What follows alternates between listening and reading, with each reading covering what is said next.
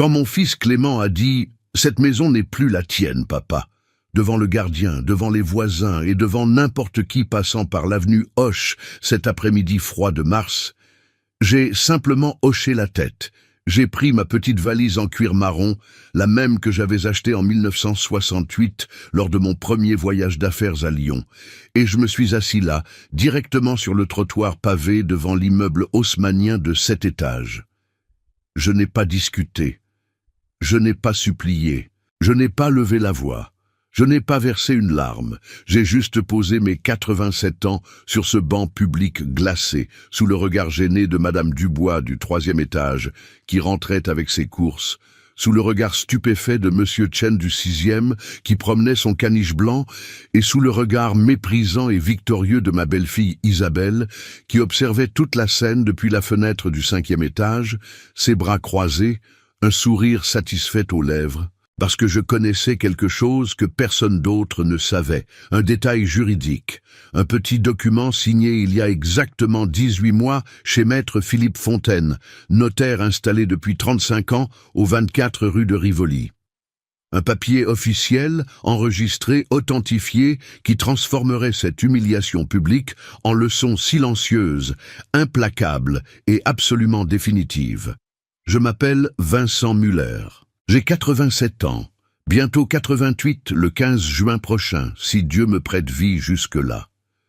Je suis né le 15 juin 1937, dans une famille extrêmement modeste du 15e arrondissement de Paris, dans un petit appartement de 2 pièces, rue de la Convention.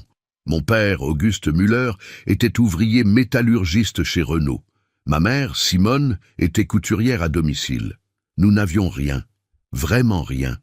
Mais nous avions des valeurs, le travail, l'honnêteté, le respect, la dignité.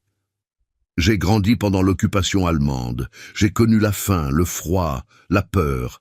J'ai vu mon père partir travailler chaque matin à 4 heures du matin pour nourrir sa famille.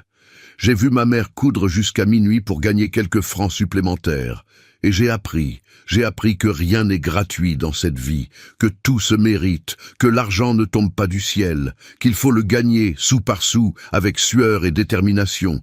J'ai travaillé dur toute ma vie, extrêmement dur. À 14 ans, j'ai quitté l'école pour devenir apprenti comptable dans une petite entreprise textile du Sentier. À 18 ans, j'ai obtenu mon certificat de comptabilité par correspondance, en étudiant le soir, après mes journées de travail de 10 heures. À 21 ans, en 1958, j'ai été embauché comme commis comptable dans une entreprise d'import-export du 11e arrondissement, la société Bertrand & Fils. Salaire, 320 francs par mois. De quoi à peine payer mon loyer, une chambre de bonne au 6e étage sans ascenseur, rue de Charonne, et me nourrir de pain, de fromage et de pommes de terre. Mais j'avais un rêve simple mais puissant, devenir financièrement indépendant. Ne jamais dépendre de personne, construire quelque chose, laisser une trace, et j'ai bâti un patrimoine honnête, construit franc par franc, puis euro par euro, pendant 66 années de travail acharné, d'économies drastiques, d'investissements judicieux et de gestion rigoureuse. Veuf depuis 4 ans. Ma Marguerite adorée est partie un matin de septembre 2020, emportée en 3 mois seulement par un cancer du pancréas foudroyant qui ne lui a laissé aucune chance. Je vis seul depuis cette terrible journée. Enfin, je vivais seul. Jusqu'à ce que mon fils unique Clément et sa femme Isabelle décident que ma présence dans l'appartement que je leur avais pratiquement offert était devenue encombrante, très encombrante, insupportable même. Parce que pour eux, vous comprenez, je n'étais plus qu'un vieil homme sénile, diminué et inutile, qui occupait bêtement 120 mètres carrés au cœur du 8e arrondissement de Paris, dans l'un des quartiers les plus prestigieux et les plus chers de la capitale. Un appartement valant aujourd'hui, selon les dernières estimations immobilières que j'ai consultées discrètement en février dernier, environ 2 300 000 €. Peut-être même 2 400 000 avec la récente flambée des prix dans ce secteur. Mais ce que Clément et Isabelle ignoraient totalement, Ce que personne ne savait dans cette famille, pas même ma défunte Marguerite, qui n'en connaissait qu'une petite partie, c'est que cet appartement de l'avenue Hoche n'était qu'une infime partie, une toute petite fraction, presque négligeable, de ce que j'avais patiemment construit, accumulé, protégé pendant 6 décennies et demie de discipline financière absolue. Une goutte d'eau dans l'océan de mon patrimoine. Et que moi, le vieux Vincent qu'on croyait diminué mentalement, aux facultés cognitives réduites, dépendant financièrement et émotionnellement de la bonne volonté de son fils, j'avais parfaitement conscience de chaque mot prononcé, de chaque regard échangé, de chaque plan sournois échafaudé dans mon dos, de chaque manipulation financière tentée contre moi. Les premières semaines, après que Clément et Isabelle aient emménagé dans l'appartement, c'était exactement le 15 janvier 2023.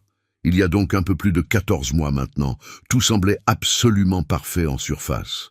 Mon fils m'avait dit, avec des trémolos dans la voix et des larmes au coin des yeux qui semblaient si sincères, « Papa, écoute-moi bien. Tu ne peux absolument pas rester seul dans cette immense maison de Versailles. C'est beaucoup trop grand pour toi. Beaucoup trop dangereux. Et si tu tombes dans les escaliers? Et si tu as un malaise?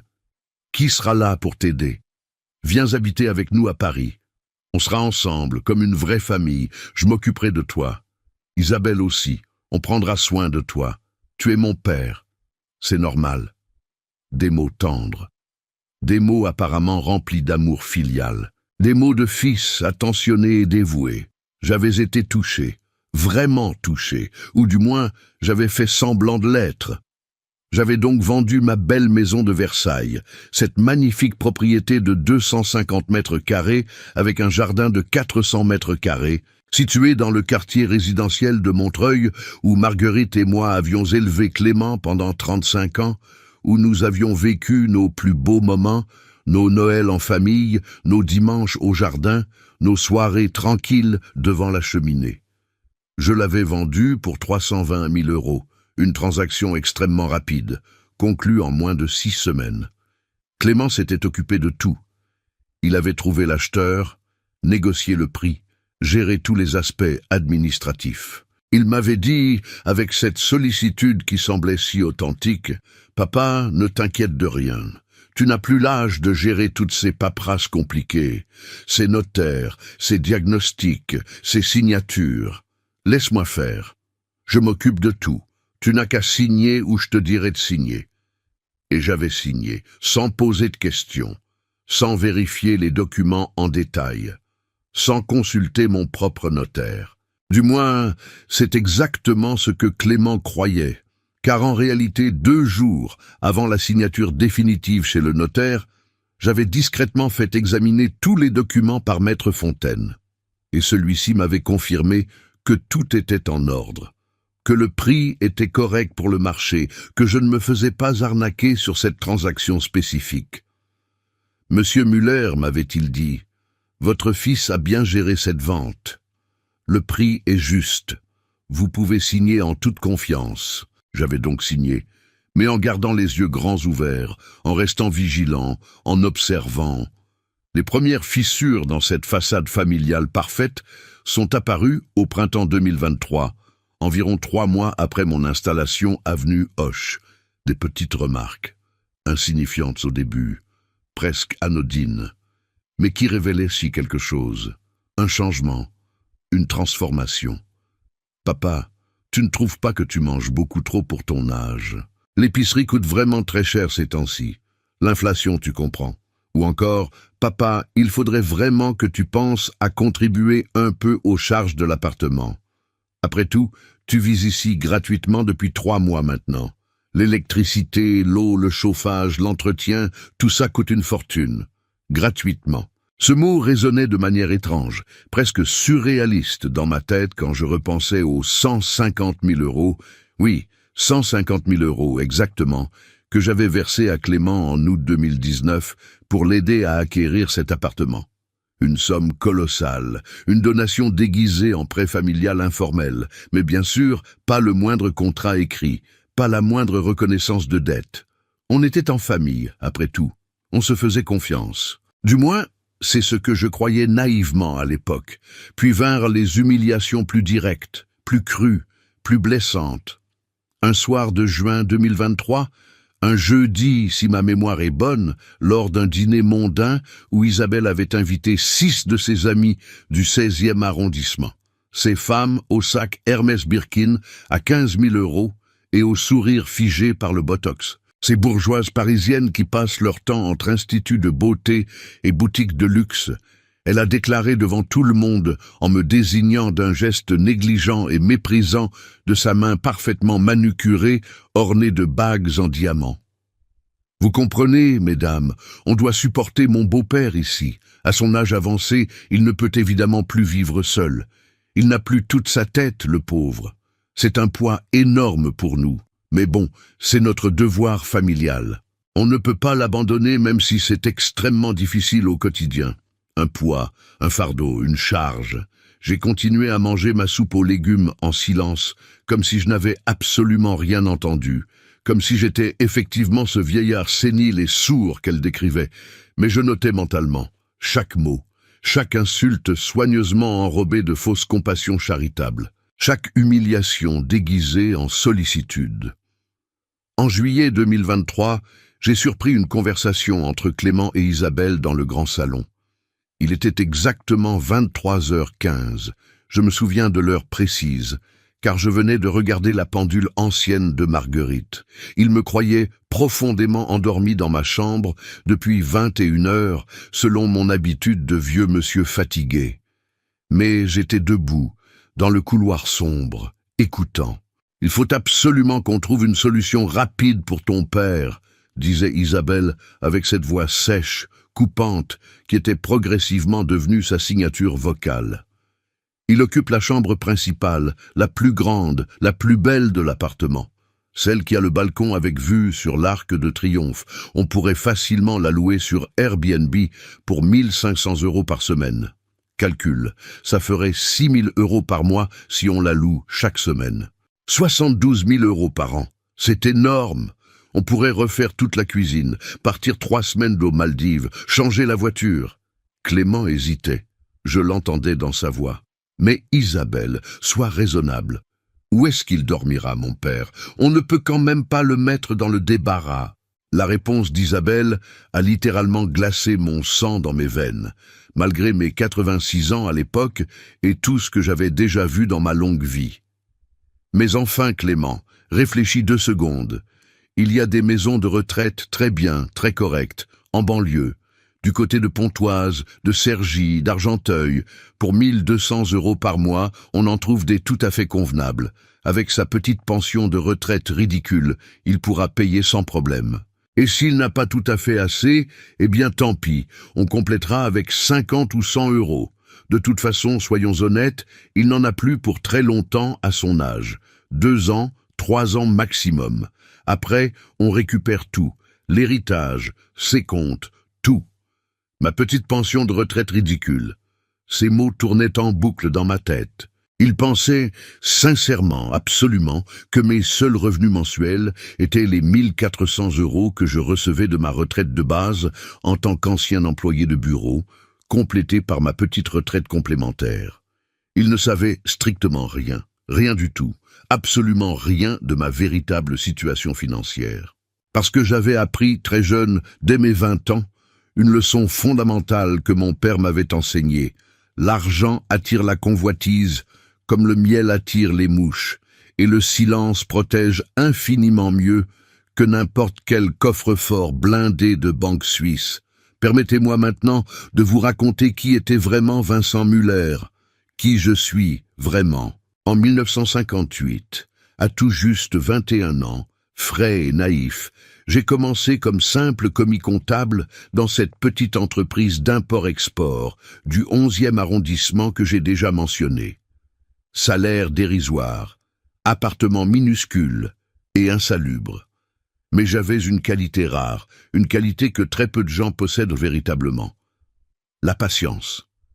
Une patience infinie. Et une curiosité absolument insatiable pour les chiffres, les pourcentages, les investissements, les marchés financiers, la bourse, l'immobilier. pendant que tous mes collègues de bureau dépensaient intégralement leur maigre paie dans les bistrots du quartier, dans les cinémas, dans les filles, moi j'économisais, méthodiquement, obsessionnellement, franc par franc, centime par centime. En 1962, à 25 ans, j'ai acheté mes toutes premières actions en bourse. 10 parts de la Société Générale à 85 francs l'unité. Une véritable fortune pour moi à cette époque. 850 francs au total, l'équivalent exact de 2 mois de loyer complet. J'ai dû me priver de chauffage pendant tout l'hiver 1961-1962 pour économiser cette somme. J'ai eu froid, très froid, mais j'ai tenu bon. Parce que je savais. Je savais que ces 10 petites actions étaient le premier pas. Le début de quelque chose de grand. Les années ont passé, lentement, méthodiquement. J'ai continué. Actions, obligations d'État, SICAV, immobilier locatif, toujours discrètement, toujours sans jamais en parler à personne, pas même à mes parents, pas même plus tard, à ma douce Marguerite que j'ai épousée le 12 juin 1965 dans la petite église Saint-Jean-Baptiste de Belleville. Elle ne connaissait qu'une partie de nos avoirs, la partie officielle. Je ne voulais pas l'inquiéter avec tous ces détails financiers compliqués. Je ne voulais pas qu'elle ait peur, qu'elle s'angoisse. Je gérais tout, en silence, dans l'ombre, comme un gardien invisible de notre avenir. En 1975, à 38 ans, j'ai acheté mon premier bien immobilier locatif. Un petit studio de 28 mètres carrés dans le 12e arrondissement, près de la place de la Nation, pour 75 000 francs. Je l'ai loué immédiatement 400 francs par mois à un jeune étudiant en médecine. En 1983, 46 ans, un 2 pièces à Lyon, quartier de la Croix-Rousse, 90 000 francs. Loué 600 francs mensuels. En 1991, 54 ans, départ dans une SCPI spécialisée dans l'immobilier commercial de bureau en région parisienne. 120 000 francs investis. Rendement annuel, 7%. En 2005, 68 ans, juste avant la grande crise financière que je sentais venir, je lisais quotidiennement Le Figaro, Les Échos, La Tribune. J'analysais les tendances, les signaux d'alerte. J'ai tout revendu. Absolument tout. Actions, parts de SCPI, tout. Et j'ai placé l'intégralité de cet argent en obligations d'État allemandes ultra sécurisées. Puis en 2009, quand les prix immobiliers et boursiers étaient au plus bas historique, effondrés, j'ai tout racheté. Appartements bradés. Actions sous-évaluées. J'ai multiplié mon patrimoine par 3 en 4 ans.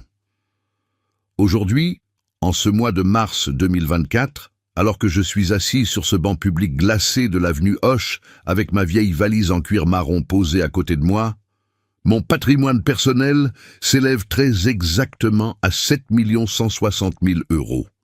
Je connais ce chiffre par cœur car je vérifie mes comptes toutes les semaines. 4 appartements dans Paris et Lyon, tous loués en gestion locative professionnelle. 2 400 000 € en portefeuille d'actions soigneusement diversifiées, 30% actions françaises, 30% actions européennes, 40% actions américaines et asiatiques. 1 500 000 € répartis sur 3 contrats d'assurance vie différents, 600 000 € en obligations d'État françaises et allemandes, et 860 000 € dispersés sur divers comptes d'épargne, livrets A, LDD, PEL. Tout cela géré silencieusement, efficacement, par 3 cabinets de gestion de patrimoine différents que je n'ai jamais mélangés. Monsieur Levasseur, chez Rothschild & Co, avenue Matignon. Madame Chen, chez Pictet & Cie, rue de la Paix. Et Monsieur Arnaud, dans un excellent cabinet indépendant de gestion de patrimoine familial, 42 rue du Faubourg Saint-Honoré.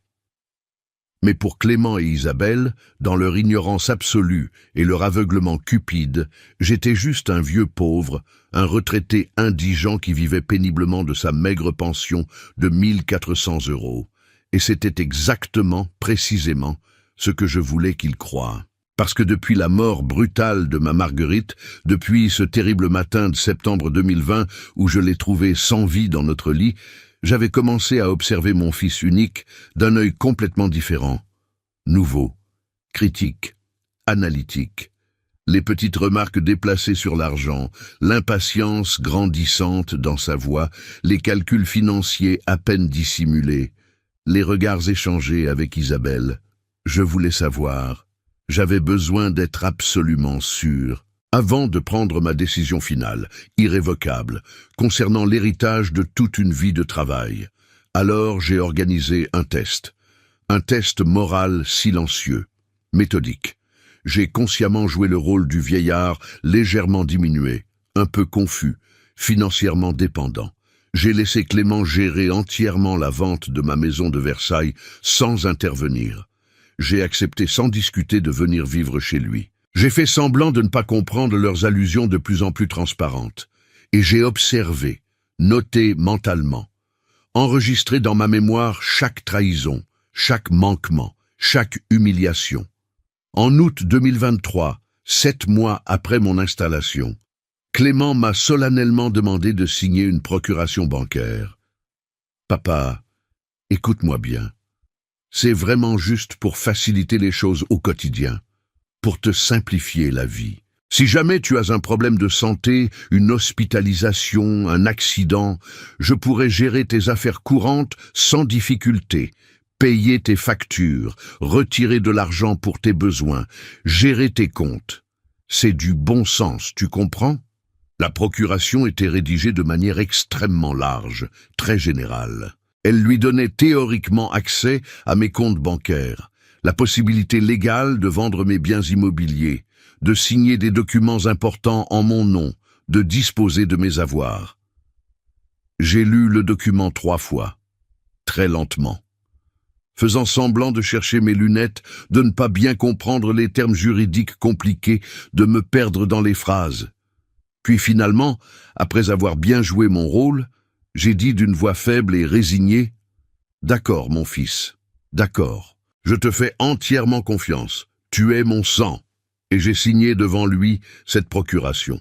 Mais ce que Clément ignorait totalement, ce qu'il ne pouvait absolument pas savoir, c'est que cette procuration qu'il croyait si puissante ne couvrait en réalité qu'un seul et unique compte.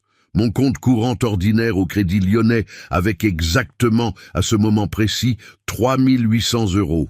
Mes vrais comptes, mes véritables avoirs, les 7 millions d'euros, étaient répartis dans 4 autres banques, complètement différentes, sous des structures légèrement différentes, avec des procurations différentes, données à Maître Fontaine, parfaitement protégées, totalement inaccessibles à Clément, hermétiquement blindées. Exactement 2 semaines après avoir signé cette procuration, le 8 septembre 2023 très précisément, j'ai surpris une autre conversation téléphonique. Cette fois entre Isabelle et sa mère. Elle parlait fort, très fort, pensant que j'étais complètement sourd comme beaucoup de personnes âgées. « Oui, maman, c'est fait. On a enfin la procuration. Clément l'a obtenue la semaine dernière. Le vieux a signé sans même lire, comme un idiot. Dès qu'on l'aura placé en maison de retraite, on vise novembre, début décembre maximum, on pourra vider tranquillement ses comptes et vendre rapidement ce qui reste de l'appartement de Versailles si par miracle il y a encore quelque chose. Clément pense qu'on peut récupérer facilement 200 à 250 000 € au total. Ce sera absolument parfait pour enfin refaire toute la cuisine comme je le veux depuis des années et partir 3 semaines de vraies vacances de luxe aux Maldives. J'ai déjà repéré un hôtel 5 étoiles magnifique à 14 000 € la semaine. 200 000 €. 250 000 au mieux. Il pensait réellement, sincèrement, que c'était absolument tout ce que je possédais au monde, toute ma fortune. Le résultat de 66 années de labeur. Et ces vacances somptueuses aux Maldives dans un palace, payées directement avec l'argent volé à leur vieux père, expédié sans ménagement dans un mouroir sordide de banlieue lointaine. Mon cœur se serrait dans ma poitrine. Pas vraiment de tristesse, pas de chagrin, non, de dégoût, un dégoût profond, viscéral. Pour la toute première fois de ma longue vie de père, j'ai ressenti du dégoût pur pour mon propre fils, pour ma propre chair et mon propre sang. C'est exactement à ce moment-là, dans les jours qui ont suivi cette conversation révélatrice, début septembre 2023, que j'ai pris ma décision finale, ma décision définitive et irrévocable. J'ai appelé maître Philippe Fontaine sur son téléphone portable personnel. Philippe Fontaine, notaire réputé et intègre rue de Rivoli, que je connaissais depuis exactement 32 ans, depuis 1991. Un homme de confiance absolue, un professionnel irréprochable. Je lui ai expliqué toute la situation, absolument tout, sans rien cacher, sans rien omettre, les humiliations répétées, les plans de placement en maison de retraite, la procuration obtenue sous faux prétextes, les conversations surprises, tout. Il m'a écouté pendant plus d'1 heure avec cette gravité professionnelle rassurante qui caractérise les grands notaires parisiens. Puis il m'a dit, très calmement, « Monsieur Muller, écoutez-moi bien. Vous avez légalement plusieurs options juridiques possibles.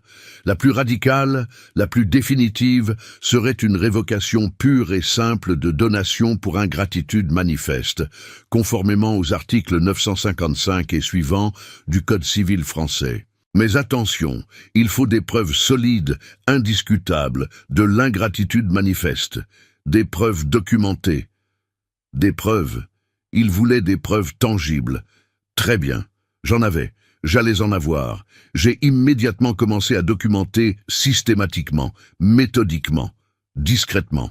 Mon vieux téléphone portable, un Nokia 3310 basique que Clément trouvait ridicule et dépassé, sur lequel il se moquait régulièrement, avait une fonction enregistreur vocal que personne ne soupçonnait, que personne ne connaissait. J'ai commencé à enregistrer des conversations, les remarques humiliantes quotidiennes, les discussions détaillées sur mes comptes à vider, les plans précis pour me placer en établissement, les calculs financiers, tout, chaque mot, chaque phrase, chaque trahison capturée numériquement, horodatée, sauvegardée. En octobre 2023, la situation quotidienne s'est encore considérablement dégradée. Isabelle a brutalement commencé à rationner, à limiter drastiquement ma nourriture. « Vous mangez vraiment beaucoup trop pour votre âge, papa Vincent. C'est très mauvais pour votre santé fragile. Et puis franchement, ça coûte une fortune. » Mon petit déjeuner se résumait désormais à un simple café noir et une biscotte sèche. Le déjeuner, très souvent, un reste réchauffé de la veille, parfois même de l'avant-veille. Le soir, je devais me contenter d'une soupe claire aux légumes et d'un yaourt nature. Pendant ce temps exact, eux se régalaient quotidiennement de plateaux entiers de fromage, affinés à 50 ou 60 €, de vin fin de Bourgogne et de Bordeaux à 120, 150 € la bouteille, de viande de qualité supérieure, de desserts luxueux. Je maigrissais visiblement. Rapidement, mes costumes lanvins flottaient sur mon corps amaigri, mes chemises blanches pendaient, mais je ne disais absolument rien. Pas un mot de protestation. Je continuais simplement à observer, à enregistrer, à documenter. En novembre 2023, Clément m'a formellement annoncé qu'il était désormais impératif que je contribue financièrement aux charges mensuelles de l'appartement. « Papa, sois raisonnable. Tu vis ici confortablement depuis maintenant presque 10 mois. C'est tout à fait normal, c'est même la moindre des choses que tu participes aux frais. 500 € par mois, franchement ce n'est vraiment pas grand-chose. C'est même très peu. 500 € prélevés mensuellement sur ma retraite officielle de 1400 €. Il me laissait donc exactement 900 € pour vivre, pour mes médicaments nombreux, pour mes vêtements, pour tout. J'ai accepté immédiatement sans la moindre discussion. Bien sûr, mon fils, c'est parfaitement normal, c'est juste. Et j'ai commencé à lui verser religieusement cette somme chaque premier du mois en espèces qu'il empochait sans même un merci, tout en continuant à recevoir discrètement mes véritables revenus mensuels, environ 29 000 € entre loyer net, dividendes d'actions et intérêts divers, sur mes comptes bancaires séparés et secrets. Décembre 2023. Le mois des fêtes de fin d'année. Le mois sacré de Noël. Le mois où absolument tout a définitivement basculé dans ma décision.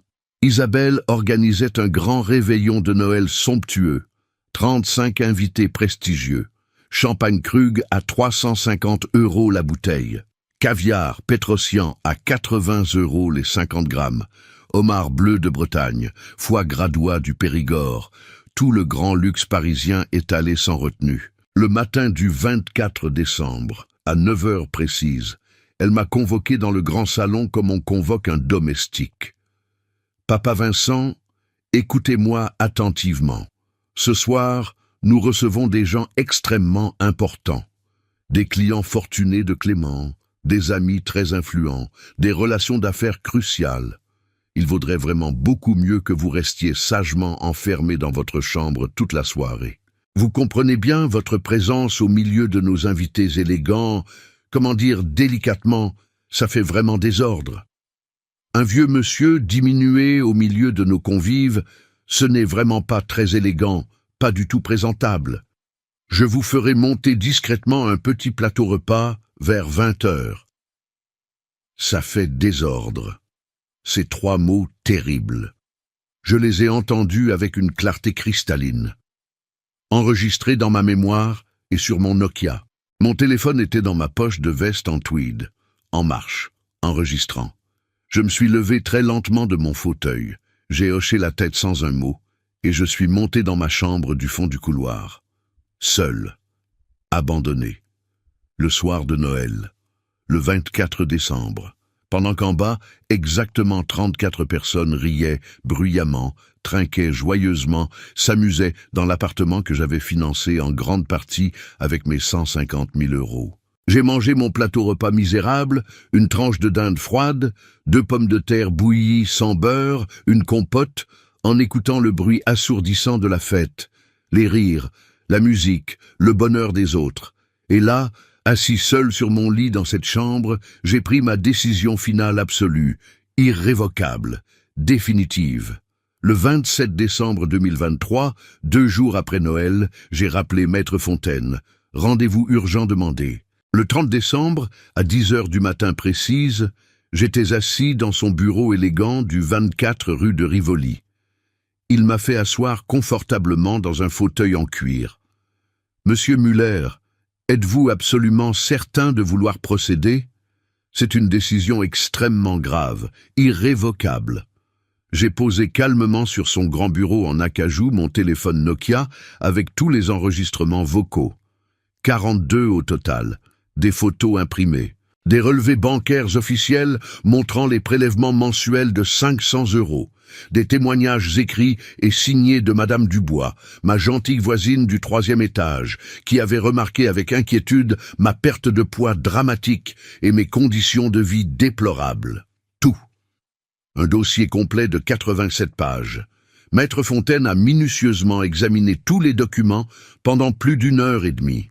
Lisant, relisant, écoutant certains enregistrements, hochant la tête, prenant des notes. Puis finalement, il a levé les yeux vers moi et j'ai vu dans son regard une colère froide. « Monsieur Muller, avec ce dossier extrêmement solide, vous avez très largement de quoi procéder légalement à une révocation de donation pour ingratitude manifeste, conformément aux articles 955 et suivants du Code civil. Le tribunal ne pourra pas refuser, c'est certain, mais je vous propose quelque chose de plus complet, de plus définitif. » Il m'a alors expliqué son plan juridique détaillé. D'abord, établir immédiatement un nouveau testament en forme authentique, révoquant explicitement tous les testaments précédents que j'avais pu faire.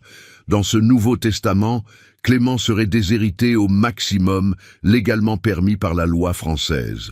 Il recevrait uniquement sa réserve héréditaire obligatoire, 1/4 de mon patrimoine total en tant qu'enfant unique, soit environ 1 780 000 €. Les 3/4 restants, soit plus de 5 300 000 €, seraient légués à diverses œuvres caritatives soigneusement choisies que j'avais décidé de soutenir. Deuxièmement, lancer immédiatement une procédure judiciaire officielle de révocation de la donation déguisée concernant l'appartement de l'avenue Hoche. Avec toutes les preuves solides d'ingratitude manifeste que j'avais accumulées, le tribunal pourrait et devrait ordonner le retour juridique du bien dans mon patrimoine personnel. Troisièmement, protéger immédiatement, sans attendre, tous mes avoirs financiers par une modification en urgence des bénéficiaires de mes 3 assurances vie et un changement complet des mandataires autorisés sur tous mes comptes de gestion patrimoniale. Monsieur Muller, a conclu gravement Maître Fontaine en me regardant droit dans les yeux, si vous mettez en œuvre ce plan juridique dans son intégralité, votre fils Clément ne recevra pratiquement rien de votre vivant et très peu à votre décès. Êtes-vous vraiment, sincèrement, profondément en paix avec cette décision aussi radicale?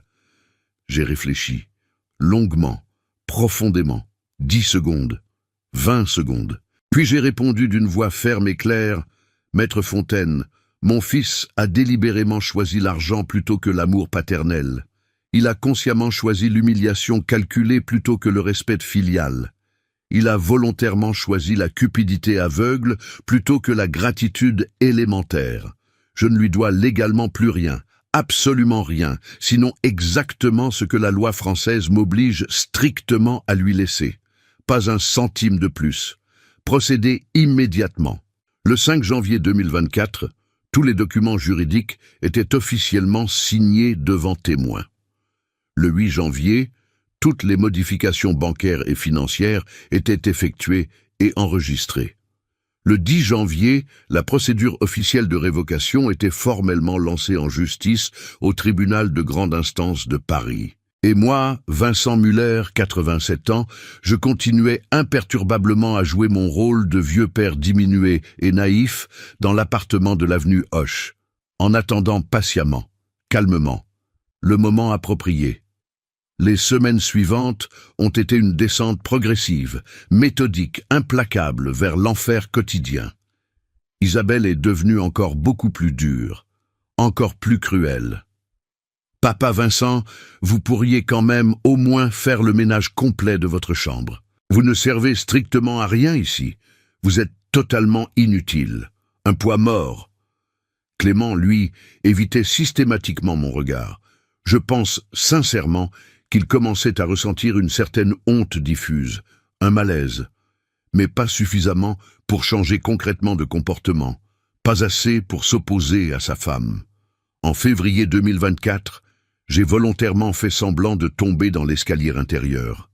Rien de vraiment grave, juste une petite chute soigneusement contrôlée qui m'a valu un beau bleu violacé de 8 cm sur le bras gauche. J'ai immédiatement appelé Madame Dubois pour qu'elle constate et témoigne. Elle est montée en courant, affolée. Elle a pris plusieurs photos détaillées avec son téléphone. « Monsieur Muller, c'est absolument inadmissible. Vous devriez porter plainte immédiatement pour maltraitance de personnes vulnérables. » Je lui ai demandé gentiment de garder simplement précieusement les photos. « Madame Dubois, ce sera très utile très bientôt. Faites-moi confiance. » Et puis c'est arrivé. Le moment tant attendu, le vendredi 15 mars 2024, un vendredi après-midi gris et froid.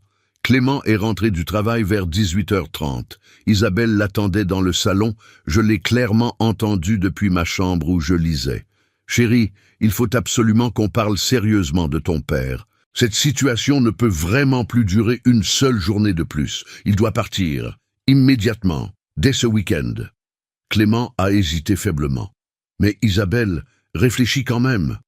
On ne peut pas le mettre brutalement dehors comme ça, comme un chien. » « Si, on peut parfaitement. Cet appartement est légalement à ton nom. Juridiquement, on a totalement le droit. Il n'a qu'à aller à l'hôtel quelques jours, puis on trouvera rapidement une maison de retraite pas chère. J'ai déjà repéré un établissement convenable à Pontoise. 1100 € par mois, tout compris. Avec sa retraite, il pourra largement payer.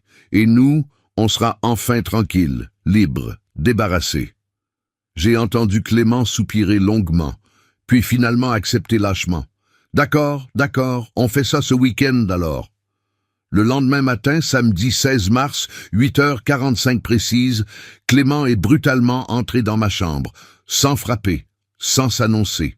J'étais tranquillement en train de lire mon exemplaire du Figaro du matin. Il s'est planté devant moi, les bras croisés. « Papa, il faut qu'on parle, sérieusement, maintenant. » Je l'ai regardé très calmement par-dessus mes lunettes de lecture. « Oui, mon fils, je t'écoute. » « Écoute-moi bien, papa. La situation actuelle ne peut vraiment plus continuer comme ça. Tu vis ici depuis maintenant plus de 14 mois. Tu ne paies pratiquement rien malgré les 500 € ridicules. Et franchement, c'est devenu extrêmement compliqué pour nous. Pour notre couple, pour notre vie. Isabelle et moi, on a vraiment besoin d'espace, de liberté, d'intimité. Tu comprends ça, j'espère? J'ai hoché lentement la tête. Je comprends parfaitement, Clément. Bien, très bien. Alors voilà exactement ce qu'on a décidé ensemble. Tu vas faire tes valises aujourd'hui même. Dès maintenant. Demain, dimanche matin, tu pars définitivement. J'ai déjà réservé une chambre d'hôtel pour une semaine à Levallois-Perret, l'hôtel Campanile, près du métro. Ensuite, dans les jours qui viennent, on te trouvera une place convenable en maison de retraite en banlieue. Une chambre d'hôtel à Levallois-Perret, même pas dans Paris intramuros. Une banlieue grise et triste. Et toutes mes affaires personnelles. Mes vêtements, mes livres, on te les fera suivre plus tard dans des cartons. Prends juste le strict nécessaire pour une semaine. Je me suis levé lentement, difficilement, comme un très vieil homme fatigué. J'ai sorti ma vieille valise en cuir marron, usée du fond du placard. J'ai commencé à plier méticuleusement quelques chemises blanches, un pantalon de ville, mes médicaments quotidiens nombreux. Clément me regardait faire, visiblement mal à l'aise malgré tout. « Papa, s'il te plaît, ne le prends pas mal. Ne m'en veux pas. C'est vraiment mieux pour absolument tout le monde. Pour toi aussi. Tu verras, en maison de retraite, tu seras vraiment bien. Tu auras plein de gens de ton âge, des activités adaptées, des animations. » Des activités, des animations. Comme si j'étais effectivement un enfant attardé qu'on case dans une colonie de vacances spécialisée. J'ai soigneusement bouclé ma valise. « C'est bon, Clément, je suis entièrement prêt. » Il a froncé les sourcils, surpris. « Quoi maintenant? Tout de suite? Mais papa, j'ai dit que c'était prévu pour demain matin. » Je préfère partir immédiatement, tout de suite. Pourquoi attendre inutilement demain? Autant en finir maintenant. Un long silence pesant. Puis, Isabelle est soudainement apparue dans l'encadrement de la porte, les bras croisés, souriante. « Excellent. Parfait. Comme ça, on pourra commencer à vider et refaire complètement cette chambre dès cet après-midi. J'ai déjà contacté hier un décorateur d'intérieur. Il vient lundi matin pour les devis. » Nous sommes descendus tous les trois en silence. Dans l'ascenseur étroit, personne ne prononçait le moindre mot. J'avais ma valise marron à la main. Mon vieux manteau gris sur le dos, mon écharpe beige que ma chère Marguerite m'avait tendrement tricoté il y a exactement 15 ans. Nous sommes arrivés dans le hall d'entrée élégant. Le gardien, M. Bertrand, nous a immédiatement regardés. Il a vu ma valise, mon air résigné. Il a tout compris en 2 secondes. Ses yeux se sont écarquillés de stupéfaction et d'horreur. C'est exactement là que Clément a prononcé la phrase fatidique que j'attendais secrètement, celle qui scellait absolument et définitivement son destin. Il s'est tourné vers M. Bertrand et, d'une voix forte, très forte, pour que absolument tout le monde entende bien, Madame Dubois rentrait justement de ses courses matinales, M. Chen du 6e descendait promener son caniche, 2 autres voisins traversaient le hall. Il a déclaré solennellement, « Monsieur Bertrand, écoutez-moi attentivement. À partir de maintenant, de cette minute précise, mon père n'habite plus ici. Cette maison n'est plus la sienne, plus du tout. Si jamais il essaie de revenir, de sonner, de rentrer, vous l'empêcherez formellement d'entrer. Vous lui interdirez l'accès. C'est très bien compris? C'est un ordre formel. » Monsieur Bertrand a ouvert la bouche, visiblement choqué, horrifié. Il m'a regardé avec une immense tristesse. « Mais, monsieur Clément, c'est quand même votre père. » J'ai dit, « Empêchez-le formellement d'entrer. C'est un ordre direct. » Madame Dubois a brutalement lâché son sac de courses qui est tombé par terre. Monsieur Chen s'est complètement figé. Les 2 autres voisins se sont arrêtés net. Isabelle, elle, souriait largement. Un sourire froid, victorieux, triomphant. Et moi, Vincent Muller, 87 ans, Je suis calmement sorti de l'immeuble. J'ai traversé lentement le large trottoir, et je me suis assis sur le banc public en bois juste en face de l'entrée. J'ai délicatement posé ma valise à côté de moi, et j'ai attendu, sans un seul mot, sans une seule larme, sans aucune protestation, juste avec ce tout petit sourire au coin des lèvres, parce que je savais exactement ce qui allait se passer, dans exactement 35 minutes. Clément et Isabelle sont remontés dans l'appartement, probablement pour célébrer leur victoire. Madame Dubois s'est précipitamment approchée de moi, les larmes aux yeux. Monsieur Muller, c'est une honte absolue, une honte. Vous ne pouvez vraiment pas rester là dehors, il fait terriblement froid. Venez immédiatement chez moi, je vous en supplie. J'ai secoué doucement la tête. Merci infiniment, chère Madame Dubois. Mais je préfère sincèrement rester ici. Juste un moment, un tout petit moment. Elle a désespérément insisté. Mais vous allez attraper la mort, une pneumonie. Ne vous inquiétez absolument pas pour moi. Je vous assure que tout va très bien se passer, très bientôt. Les heures ont lentement passé. 18 heures, 19 heures, 20 heures précises. La nuit tombait progressivement sur Paris. Il faisait de plus en plus froid. Un froid pénétrant de mars. De temps en temps, un voisin passait, me jetait un regard gêné, choqué, indigné. Certains me proposaient spontanément de l'aide. Je refusais poliment chaque fois. Je vais très bien, merci beaucoup. À la fenêtre éclairée du 5e étage, je voyais distinctement Isabelle qui m'observait régulièrement. Elle riait. Elle devait certainement se dire avec satisfaction: le vieux a finalement compris. Il est parti comme un chien battu. On a gagné, mais ce qu'elle ne savait absolument pas, ce que Clément ne savait pas non plus, c'est que pendant que j'étais patiemment assis sur ce banc inconfortable, Maître Fontaine était précisément en train de finaliser la toute dernière étape cruciale du plan juridique. À 20h30 précise, j'avais expressément demandé cette heure symbolique. Son assistant personnel, Maître Durand, devait remettre en main propre directement à Clément une assignation officielle en justice, pour révocation de donation, pour ingratitude manifeste caractérisée et pour demande de restitution immédiate de l'appartement. À 20h35 exactement, j'ai entendu la sonnette stridente de l'interphone, puis des voix dans le hall. Monsieur Bertrand parlait avec quelqu'un. « Oui, monsieur, c'est bien au 5e étage. Appartement B. » Des pas décidés dans l'escalier. Quelques minutes interminables plus tard, des cris, des hurlements. La voix de Clément complètement paniquée. « Quoi? C'est quoi ce délire complet ?» La voix d'Isabelle devenue soudainement hystérique. Une révocation, mais c'est totalement impossible. Il n'a strictement rien à révoquer. Il ne possède absolument rien. C'est un pauvre. J'ai souri intérieurement et j'ai continué d'attendre calmement. Exactement 10 minutes plus tard, Clément est descendu en trombe, dévalant les escaliers. Il est sorti brutalement de l'immeuble. Il m'a vu immédiatement sur le banc.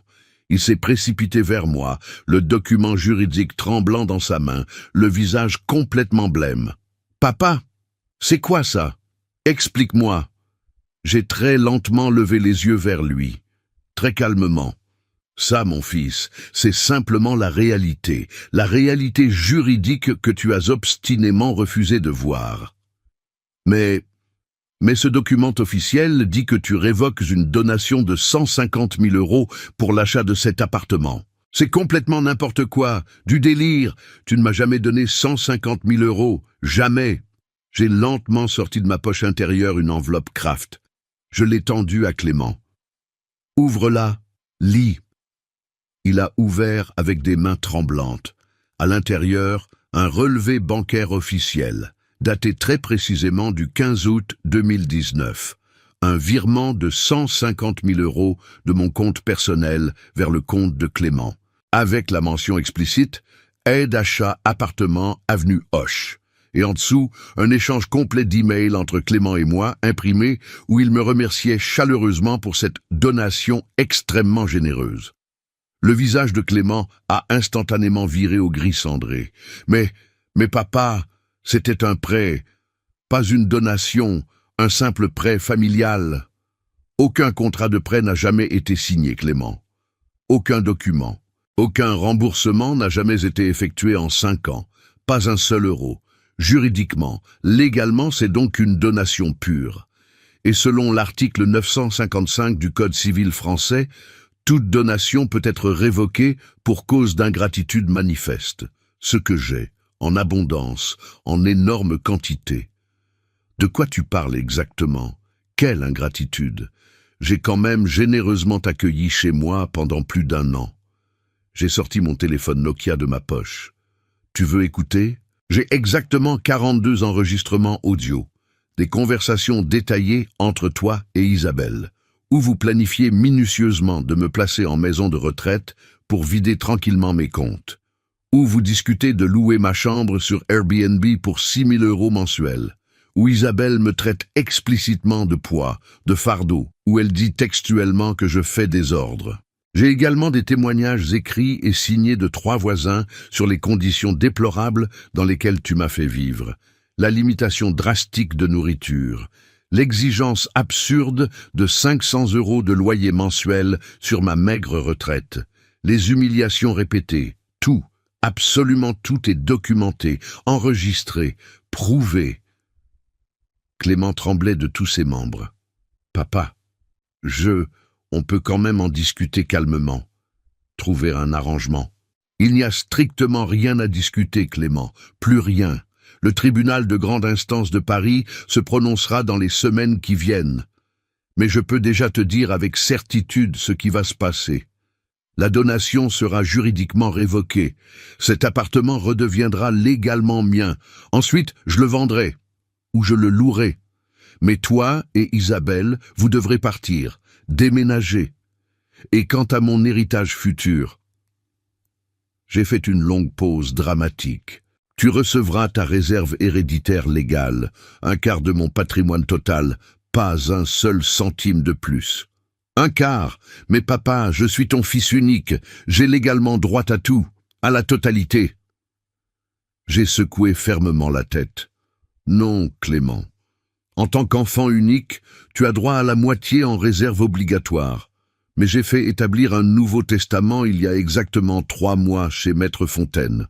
La quotité disponible, l'autre moitié que je peux léguer absolument librement, ira intégralement à des œuvres caritatives soigneusement sélectionnées. Tu auras exactement ce que la loi française t'oblige à recevoir, le strict minimum, rien de plus, plus jamais. Mais combien tu as exactement au total? Isabelle était descendue en courant et se tenait maintenant derrière Clément, haletante. Elle aussi voulait désespérément savoir. J'ai regardé longuement mon fils, puis ma belle-fille, et j'ai prononcé le chiffre, lentement, distinctement. 7 160 000 €. Le silence a été absolument assourdissant. Isabelle a porté la main à sa bouche, les yeux exorbités. Clément a littéralement vacillé, comme frappé physiquement. Quoi? 7 160 000 €, Clément. C'est mon patrimoine personnel actuel.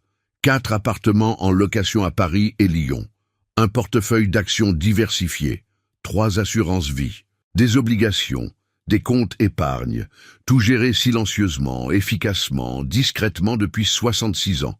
Tu recevras environ 1 780 000 €. Le reste, plus de 5 380 000 €, ira à la Fondation de France, à Médecins sans frontières, à la Croix-Rouge française et à la Fondation Abbé Pierre. Des organisations qui savent authentiquement ce que signifie aider les plus démunis, les plus vulnérables. Isabelle s'est mise à hurler comme une folle. Mais c'est totalement impossible.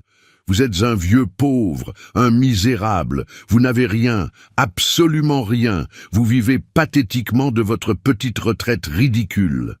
C'est exactement ce que je voulais vous faire croire, Isabelle, pour voir, pour tester, pour savoir définitivement si mon fils m'aimait sincèrement pour moi, pour ce que je suis, ou uniquement pour ce qu'il espérait avidement hériter. Maintenant, je sais, j'ai ma réponse. Je me suis lentement levé. Et pour votre information précise, je ne vais absolument pas dans une chambre d'hôtel misérable à Levallois-Perret. Je vais dans mon appartement, mon véritable appartement personnel. 150 mètres carrés, 7e arrondissement, vue panoramique sur les Invalides et la Tour Eiffel. Un bien immobilier que je possède depuis 1987 et dont vous ignoriez totalement l'existence. J'y ai fait livrer et installer mes meubles favoris la semaine dernière. Je savais parfaitement que ce moment arriverait. Je m'y étais préparé. J'ai fermement pris ma valise.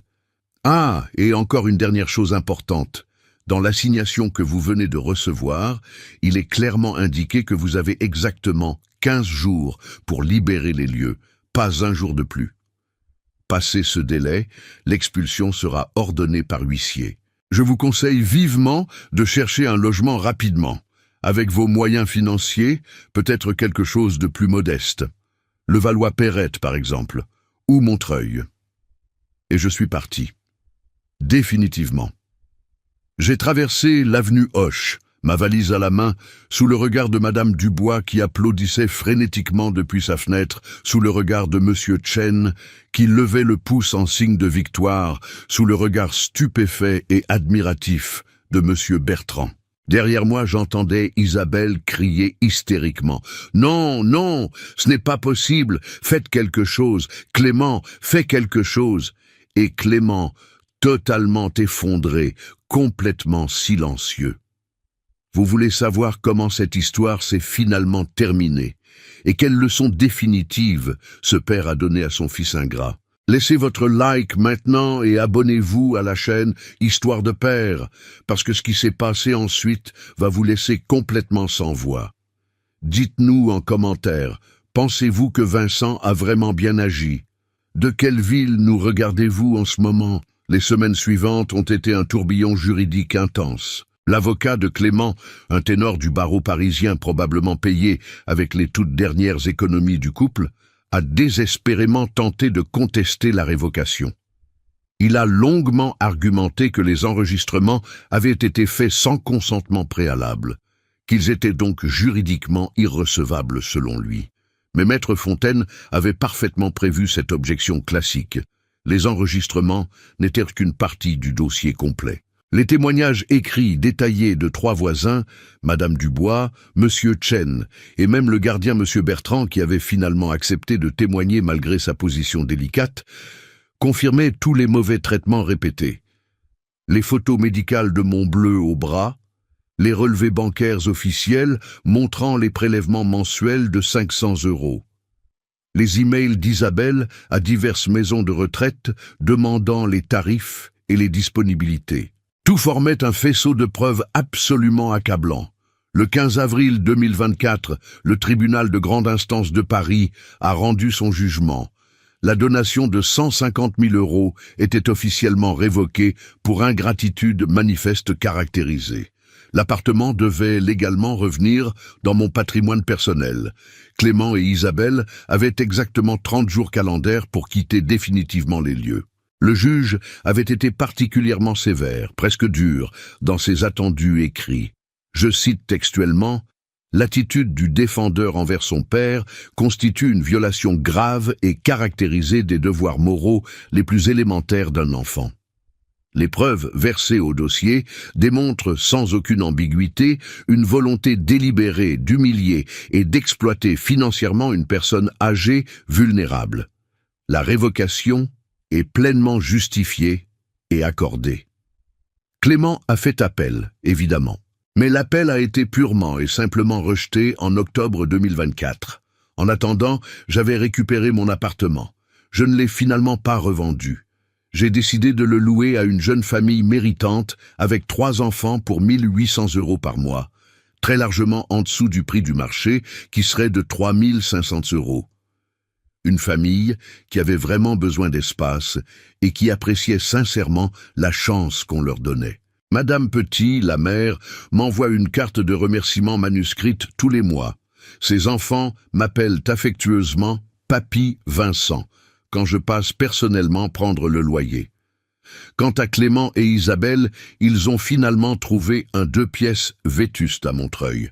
45 mètres carrés, 1400 € par mois. Isabelle a dû retourner travailler, elle qui n'avait pas eu le moindre emploi depuis 10 ans, profitant confortablement de la situation financière du couple. Elle a trouvé un poste d'assistante commerciale dans une PME de Pantin. Salaire, 2200 € net. Clément, lui, gagne environ 3500 € comme cadre moyen dans une entreprise de logistique. Ensemble, ils arrivent péniblement à boucler les fins de mois. Les vacances de rêve aux Maldives, c'est définitivement terminé. Les sacs Hermès d'Isabelle ont été revendus sur Vestiaire Collective. La belle vie insouciante s'est brutalement envolée. Aujourd'hui, en ce début d'année 2025, j'ai 88 ans. Je vis seul mais heureux dans mon bel appartement du 7e. Je lis quotidiennement. J'écoute de la musique classique, du Debussy, du Ravel, du Fauré. Je me promène au jardin du Luxembourg. Je déjeune au café de Flore le jeudi. Je vais au concert philharmonique le dimanche. Je voyage, Toscane, Vienne. Je vis vraiment, dignement, librement. Vous avez aimé cette histoire de résilience et de justice. Laissez votre like, partagez et abonnez-vous à la chaîne Histoire de Père. Dites-nous, Vincent a-t-il eu raison? De quelle ville nous suivez-vous? Souvenez-vous, la dignité n'a pas de prix et le respect ne se négocie jamais. Un grand salut et à très bientôt. What?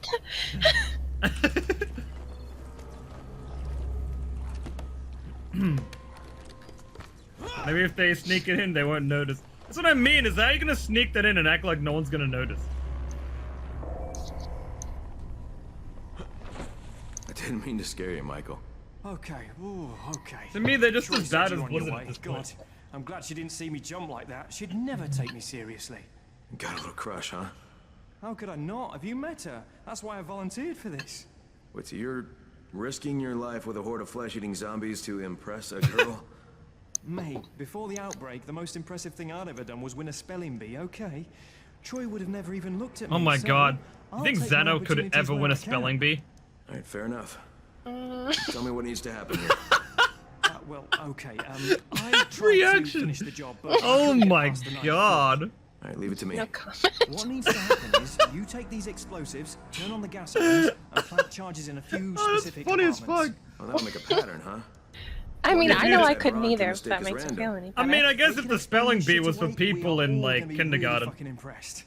Now, if you're ready, your first stop is on I the don't even 10th know if I'd floor. win that one.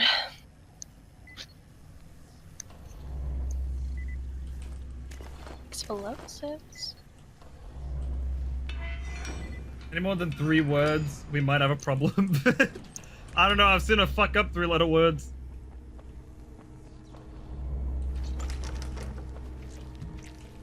I feel like at this Oh, point, shit. they would have to be... It would have to be in kindergarten, children. And on top of that, probably people that don't know how to speak English.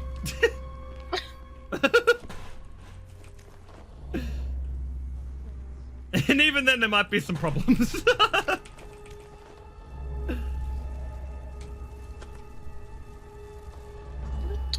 place is creepy. Oh yeah, true. Zena wouldn't even fucking talk. You're right.